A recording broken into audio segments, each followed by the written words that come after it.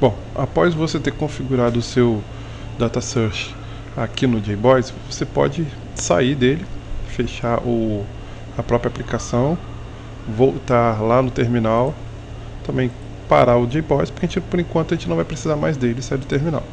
E vamos entrar agora no Eclipse, em si, no nosso projeto. Nós vamos refatorar agora o projeto EJB. Vamos fazer uma série de mudanças para que ele agora possa se adaptar para trabalhar com um projeto web. Primeira coisa que nós vamos mexer é nesse arquivo Data Search aqui. Nesse arquivo Data Search, nesse arquivo persist.xml, nós vamos configurá-lo de maneira que ele possa agora fazer acesso ao Data Search lá no JBoss. Então, para tanto, eu posso tirar toda essa configuração que nós fizemos inicialmente, tá? Toda essa configuração, ficar sem as propriedades, deixar vazio, sem nada, que nós vamos colocar coisas novas aqui. Vamos trocar esse Transaction Type, vamos tirar esse Transaction Types e vamos passar a usar um padrão chamado JTA. Depois nós vamos pegar uma configuração que eu já tenho pronta aqui, para poder jogar lá no nosso Eclipse, nessa parte dentro desse Persist Unice. Que configuração é essa? Primeiro, a gente vai dizer que nós vamos usar os dados de persistência do Hibernate, que é um padrão, e outra parte importante do JTA Data Source, a gente vai dizer qual é o Data Source que ele vai utilizar para configurar, aquele que nós acabamos agora de colocar lá no JNDI. Lembra que nós colocamos Java, JBoss, Data Source, JDBC na configuração do standalone lá?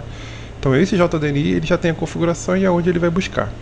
Algumas propriedades importantes, o Hibernate HTML2 Update e esse Hibernate Connect Release também, para ele fazer conexões e as transações padrões. Então o nosso persist.xml vai ficar só com essas poucas linhas, 1, 2, 3, 4, 5, 6 linhas de configuração. Por quê? Porque toda a parte agora ele já vai fazer diretamente junto lá com o Data Search e vai fazer diretamente junto com o JBoss. Outra parte que nós vamos mexer é no nosso arquivo de controle, lá no nosso arquivo Abstract Persistent, tá? Que nós vamos acrescentar algumas coisas, tá? E tirar outras. Então a primeira coisa que nós vamos acrescentar e tirar são anotações. Nós vamos retirar essa anotação, vamos colocar essa anotação para que ele possa ser um bin sem estados, que a gente possa usar esse bin sem estados e o JBoss vai reconhecer isso para que sem estados para possa buscar. Então eu vou botar assim, em cima do nome da classe eu boto public class persist.xml. Toda a parte agora que nós fazemos transações dentro do arquivo, você pode tirar, e aqui eu comentei. E acrescentar mais essas duas linhas. Na verdade, a parte toda de configuração que a gente fazia, todo do Entity Manager, toda a parte de Factory, vai ficar restrita agora ao seu Persist Context, que é essa linha aqui, onde eu vou dizer agora qual é o Entity Manager, que é o mesmo lá do Persist.xml. Esse aqui, ó, continua a mesma coisa, só que agora essa configuração toda de Static, Manage Factory, Manage Persist Create, Manage Factory, Create Manage, Transaction, tudo isso não vou usar mais.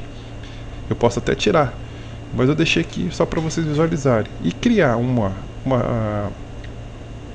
anotação de Persist Context Type, Persist Context Estendido, Unit Name, CBFJB, que é o mesmo que está aqui, e o Entity Manager. Feito isso, em todos os outros métodos, eu vou tirar esse Transaction Begin, Transaction Commit, só deixar o Entity Manager, no caso do Insert Persistent, do Update, no caso Merge, do Find, vou tirar todas as transações, porque quando eu crio esse Persistent Context e digo que é estendido e o Entity Manager, automaticamente a cada uma das funcionalidades que eu faço com persistência, ele vai e grava para mim, e criando já as transações, os commits para mim. Então, além disso, em cada um dos arquivos que eu criei de controller, por exemplo, aqui em jogador, eu vou colocar que o jogador também é um stateless. Feito isso, a minha configuração de refatoramento, o refatoramento do EJB fica pronto. Então, por exemplo, aqui equipe, ainda não tem, eu vou colocar uma arroba stateless EJB.